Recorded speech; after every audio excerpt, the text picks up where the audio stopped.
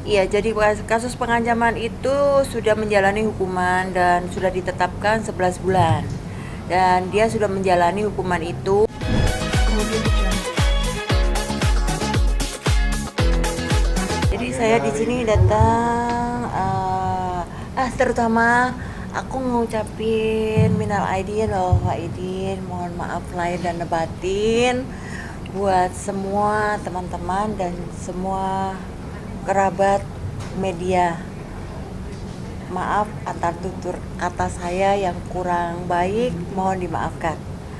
Nah, jadi kali ini mau bikin preskon tentang perkembangan dengan Medina. Sudah diputuskan 2 tahun yang di Surabaya tentang penjualan tas palsu. Yang di Jakarta itu kan dia sudah menjalanin 11 bulan. Nanti bulan 10 akan dipindah ke Jakarta. Bulan 10 akan dipindah ke Surabaya dan Surabaya kan 2 tahun. Udah putus. Artinya memang sudah berjalan ya Bu ya? Tinggal dipindahkan aja bagaimana itu Bu seperti apa? Udah berjalan karena sekarang Medina kan sudah di Pondok Bambu dan jalanin yang kasusnya pengancaman itu selama 11 bulan. Dan setelah 11 bulan itu selesai, nanti bulan 10 akan dipindah ke Surabaya tentang kasus penipuan tas KW itu. Ibu, dari penipuan tas KW tersebut nominal harganya mencapai berapa sih kalau boleh tahu sih? 1,3. Ada berapa unit tas itu yang dijual di kita sendiri? Yang sudah lunas itu ada 4 dan 5 itu masih DP 100 juta. Ini pertama kali transaksi dengan MZ atau emang udah sebelumnya pernah melakukan transaksi? Enggak, baru pertama kali dan baru kenal. Karena yang kasus pengancaman itu mungkin udah hampir selesai ya kasus pengancaman tadi segera dipindahkan ke Surabaya. Iya, jadi kasus pengancaman itu sudah menjalani hukuman dan sudah ditetapkan 11 bulan. Dan dia sudah menjalani hukuman itu. Nanti bulan Oktober tahun ini dia selesai, tapi dia nggak mungkin bisa keluar karena yang di Surabaya kan sudah ditetapkan juga 2 tahun langsung nanti dipindahkan ke Surabaya. Mungkin tanggapan atau perasaan udah dijalani kemarin yang pertama itu Selama ini sih sebenarnya bukan puas atau tidak puas ya. Ini kan menyangkut masalah harga diri saya juga gitu kan. Siapa sih harga diri siapa yang mau diinjak-injak kayak gitu, diperlakukan seperti itu gitu kan. Sebenarnya bukan masalah uang, bukan masalah uangnya, cuman keterlaluan aja sih. Mungkin mas-mas di sini juga tahu kasus saya bagaimana dia ngomong seenaknya sendiri, ngomong-ngomong apa, menghina orang, mengancam orang gitu. Seakan-akan orang itu seakan dia itu kebal hukum. Orang itu nggak ada apa-apanya dengan dia gitu kan. Nah, kali ini saya mau bikin pelajaran aja buat dia bahwa tidak semua orang bisa dia perlakukan seperti itu gitu. Oh, Ci, memang proses sidangnya sudah selesai di Surabaya. Sudah selesai, yang di Surabaya udah selesai, sudah putusan. Itu kapan sih terakhir sidang putusannya itu, bulan apa, Prosesnya tahun seperti apa Bu berapa? kalau Anda sendiri sampai akhirnya memang sudah total dia dari tersangka? Kalau tanggalnya saya lupa ya. Jadi kasus ini bulan lalu, bulan ini kayaknya, lupa saya. Tanggal 2 atau gimana gitu loh ya. Itu udah putusan. Sudah putusan. Udah putusan. Dengan Cuman dari pihak Medinanya mungkin ada rencana banding atau gimana saya nggak tahu. Kalau memang dia mau banding ya terserah dia. Tapi yang saya tahu dari majelis hakim sudah memutuskan bahwa hukumannya dia 2 tahun. Nah, itu Medinanya sendiri hadir nggak ketika ada persidangan? Sorry. Hadir nggak yang bersangkutan ketika ada proses sidang? Nah, karena Medina ini kan kasusnya banyak kan ya. Bukan dengan kasus saya kan dia sudah menjalani yang di Jakarta. Ya kan? Jadi otomatis kalau dia dibawa ke Surabaya itu sangat riskan gitu loh. Jadi selama ini dia di Surabaya kalau waktu sidang dia cukup daring aja. Bang Uci terhitung puas nggak dengan keputusan hakim itu? Kalau dibilang puas nggak puas ya Kalau mungkin dari jaksa ataupun hakim sudah ada perhitungan sendiri kan, karena kan itu kasusnya itu yang di Surabaya itu kan perlindungan konsumen dan penipuan, hukumannya 2 tahun. Awalnya harusnya itu tuntutannya itu 4 tahun, tapi putusannya jadi 2 tahun gitu. Ya, sebagai orang yang dirugikan pasti kesel ada gitu kan ya. Pasti Tapi dong. apakah dengan apa hukuman itu masih ada rasa kesal atau rasa apa secara pribadi? Enggak sih. Kalau sekarang udah enggak. Kalau kemarin-kemarin itu kan kejadian kan tahun 2021. Akhir 2021 Oktober ya. Jadi awal-awal di situ itu emang kesel banget karena kan selama hampir 1 tahun, hampir 1 bulan saya tuh pengen uang saya dibalikin gitu aja sih. Pengen uang saya dibalikin aja karena saya tahu bahwa barang dia itu palsu gitu kan. Tapi dari pihak Medinanya nggak ada respon yang baik, menyelesaikan dengan baik. Akhirnya saya bilang kan ke dia bahwa barang dia itu nggak sesuai dengan barang-barang saya gitu kan. Tapi terus akhirnya dia malah somasi saya, ngancam saya gitu kan, malah menghina-hina saya gitu kan. Jadi saya merasa selama hampir 1 tahun itu ya jujur saya tertekan juga, kena mental juga gitu kan. Tapi saya nggak perlu banyak bicara juga, dan saya nggak mau berbicara banyak di sosmed atau gimana, karena saya tahu kalau saya ikut bicara seperti Medina gitu mungkin jadi bumerang juga buat diri saya gitu kan, bukan menyelesaikan masalah. Nah di situ saya mencari di mana kelemahan ini supaya Medina ada celah hukumnya gitu.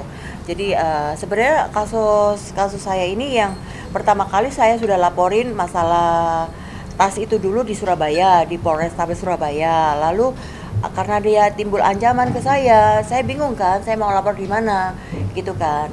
Ya akhirnya saya memutuskan bahwa yang pengancaman itu saya laporkan di Polda Metro gitu. Saya itu dari kasus awal sampai sekarang pihak kuasa hukumnya juga udah ada komunikasi belum sih sama pihak itu? Saya bingung kuasa Medina yang mana ya gitu, soalnya ganti-ganti terus gitu. Saya bingung. Jadi yang mana gitu saya nggak tahu. Cuman yang kemarin waktu yang di Surabaya, ya waktu yang di Jakarta itu saya ada 2 kali saya datang untuk sidang kasus pengancaman itu. Kuasa hukumnya sih suaminya sendiri berserta kawan-kawan, nggak tahu, saya nggak tahu. Lalu yang di Surabaya itu kuasa hukumnya mungkin ada 9 gitu ya.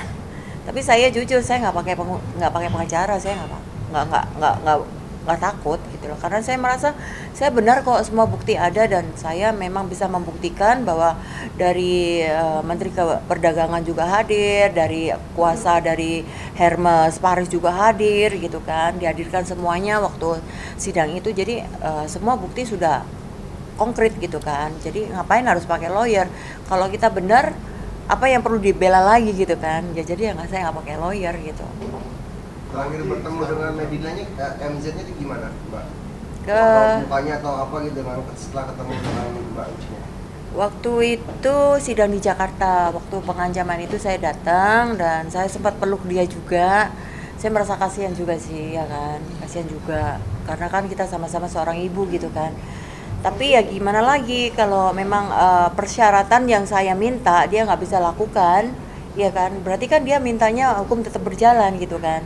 Saya cuma mintanya 2, kembalikan nama baik saya, kembalikan uang saya, selesai gitu aja. Tapi kalau misalnya dia mintanya minta maaf doang, ya saya maafin, maaf-maafan aja.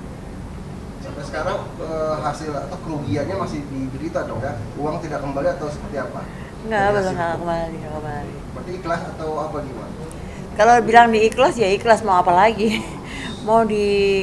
mau diminta juga, saya juga sudah berusaha memilih jalur perdamaian, tapi nggak ada etika baik dari keluarga dia ataupun dia sendiri gitu kan. Ya udah, mau nggak mau ya terpaksa harus diikhlasin. Tapi menurut Mbak Uci, hukuman 2 tahun ini setimpal nggak sama kemudian itu? Sebenarnya kalau masalah tas ini kan penipuan dan perlindungan konsumen, yang dirugikan sebenarnya juga pihak Hermes dong yang paling berat kan, karena kan barang ini dipalsukan gitu kan. Jadi kalau saya kan dia nipu saya gitu kan. Kalau sebenarnya uang segitu bagi saya sih kalau dibilang banyak ya banyak, dibilang sedikit ya sedikit gitu kan. Tapi kalau dibilang setimpal, cocok enggak gitu kan. Sebenarnya yang paling parah itu masalah pengancaman itu. Karena di pengancaman itu kan bukan dia mengancam aja gitu kan. Tapi banyak kata-kata dia itu yang menyakitin saya dan semua orang bisa mendengar, semua orang bisa melihat. Itu yang membuat saya kena mental, itu aja sih. Pengancamannya seperti apa sih kalau boleh tahu sih? Saya disuruh siap-siap bawa selimut sama mie instan. Bubuk di sel nggak enak loh. Terus udah gitu saya disomasi berulang-ulang gitu kan. Secara manusia biasa kan kalau kita dapat somasi ada undang-undangnya, UTE, hukumannya berapa tahun gitu kan takut, iya kan? Di situ terus dikit-dikit ngancam. Makanya kan selama ini kan banyak sekali orang yang sudah Medina tipu nggak bisa apa-apa karena memang ancaman dia itu ke orang menyerangnya dahsyat gitu loh. Jadi saya Uci Frodea ya di sini ya banyak orang nge-DM saya yang sudah ditipu oleh Medina itu ngomong ke saya terima kasih mewakili mereka bahwa ternyata Medina itu bisa ditahan juga gitu loh. Jadi banyak sekali di luaran sana orang-orang yang nge-DM saya itu kena tipu banyak banget. Ya intinya dia thank you dengan masalah ini akhirnya Medina ternyata bisa masuk gitu. Bang Lukman sendiri sempat hubungin Boki nggak sih tentang Suaminya ya. ada. Memang nggak?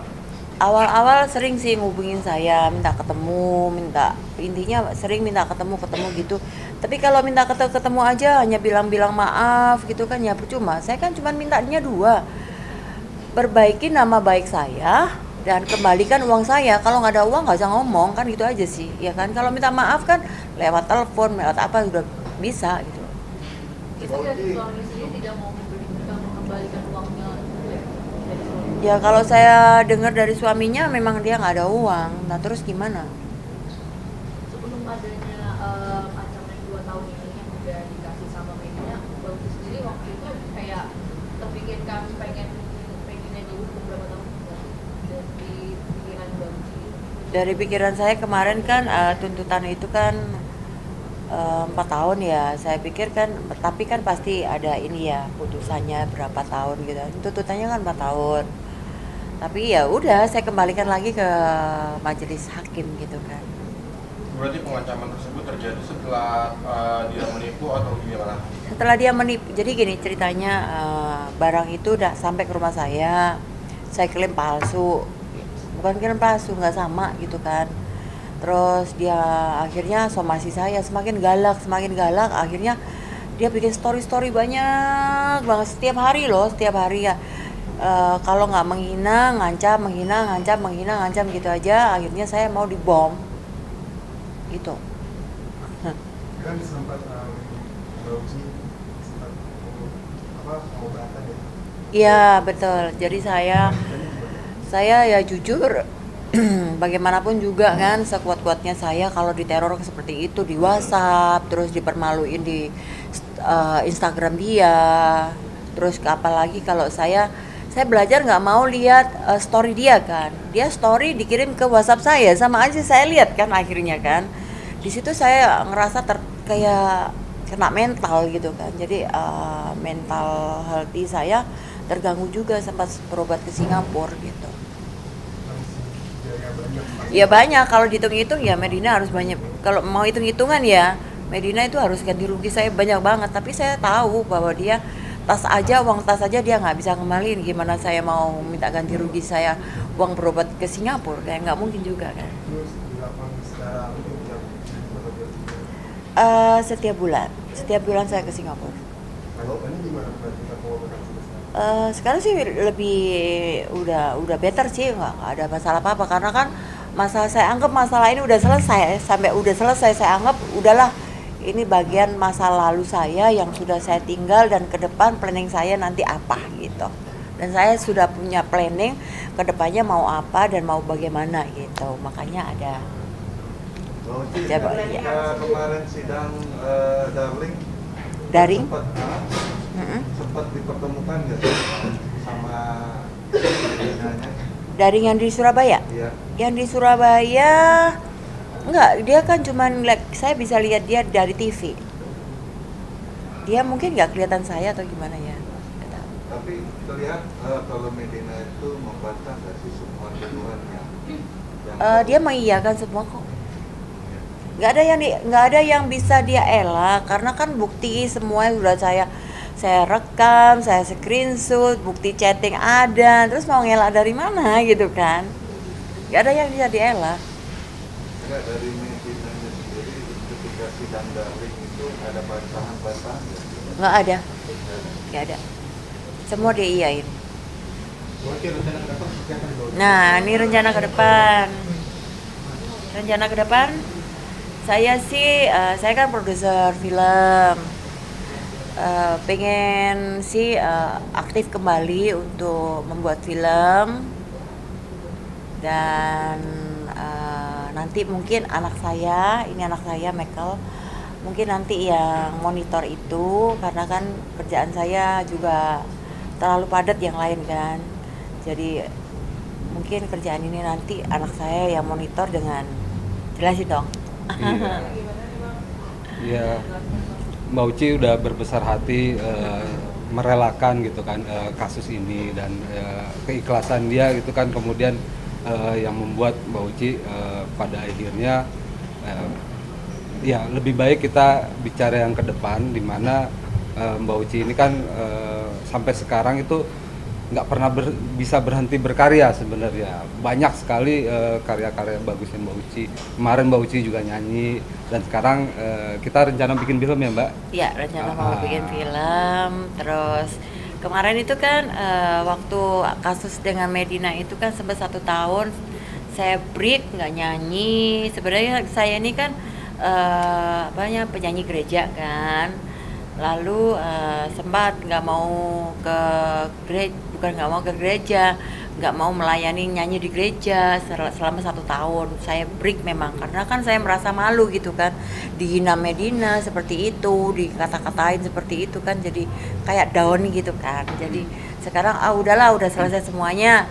Ternyata kok ada terinspirasi pengen bikin nyanyi, bukan nyanyi di gereja aja, pengen lagu sekuler